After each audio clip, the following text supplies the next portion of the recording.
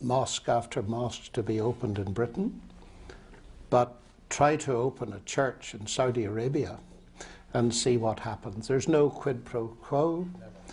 And I actually, when I arrived in Atlanta, I turned on the TV, CNN, and the first person I saw was actually Christopher. And I was very alarmed, not at what he was saying, but at what he was speaking against, and that was the notion that there was a serious motion before the United Nations that saying anything critical of Islam would be criminalized. And that's the end of free speech, and it's very dangerous. Perhaps you want to comment on that, because I think you're probably much more astute observer of it than I am. The United Nations non-binding, so far non-binding resolution, which has carried now for 3 years, it was carried again this week, sponsored by Pakistan, a country for which we pay. It isn't really even a country, barely even a state. It's a construct of Muslim partitionism carved out of the body of India. It wants to tell us what we can say and what we can think in our own country. And it says that we mustn't ever use the word Islam in any sentence that includes the words violation of human rights, for example. Now this is in the week when the government of Pakistan has handed over to the Taliban its most fertile valley, this valley of Swat, 100 miles from the capital, Islamabad, and said, you can run this valley, militarily and legally. You can have Sharia law, and you are the police and the enforcers of it. And you can close all the girls' schools. But we can't say that your religion is anything to do with the violation of human rights. It's preposterous. Your point about the one-way street is very well made, if I may say so. There are madrasas within 50 miles of where I live in Washington, in Virginia.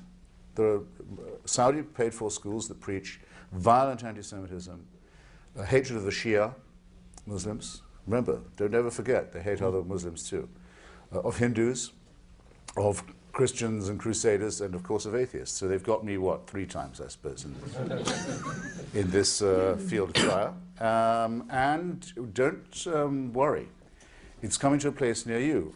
The Qurans that are given out in our prison system to Muslim prisoners by Muslim chaplains, paid for by Saudi Arabia, are Qurans written to the Wahhabi tune. They're not just your everyday Quran, they're the Qurans that the Wahhabis want you to read, containing direct incitement. They've been given out with taxpayers' money in the prison system. Militias are forming. Next you'll have militias of this kind with their own chaplains within the United States Armed Forces. Are you ready for that? Are you ready to have Wahhabi preachers in the US Armed Forces? You better get ready for it, unless you're going to take the James Madison view that there shouldn't be any chaplains in the US Armed Forces to begin with, or in the prison system. People want to pray, you can't stop them. But we cannot have state-subsidized prayer. We cannot have state-subsidized preachers or chaplains. Give it up, or give it to your deadliest enemy and pay for the rope that will choke you. This is very urgent business, ladies and gentlemen, I beseech you. Resist it while you still can, and before the right to complain is taken away from you, which will be the next thing. You will be told you can't complain because you're Islamophobic. The term is already being introduced into the culture as if it was an accusation of race hatred, for example, or bigotry, whereas it's only the objection to the preachings of a very extreme and absolutist religion. Watch out for these symptoms. They are not just symptoms of surrender, very often ecumenically offered to you by men of God in other robes, Christian and Jewish and smarmy ecumenical. These are the ones who will hold open the gates for the barbarians. The barbarians never take a city till someone holds the gates open for them. And it's your own preachers who will do it for you, and your own multicultural authorities who will do it for you. Resist it while you can.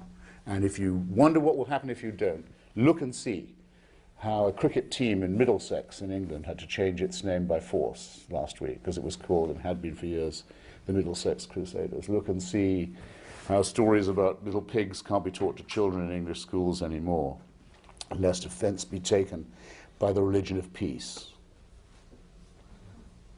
Resist it while you can.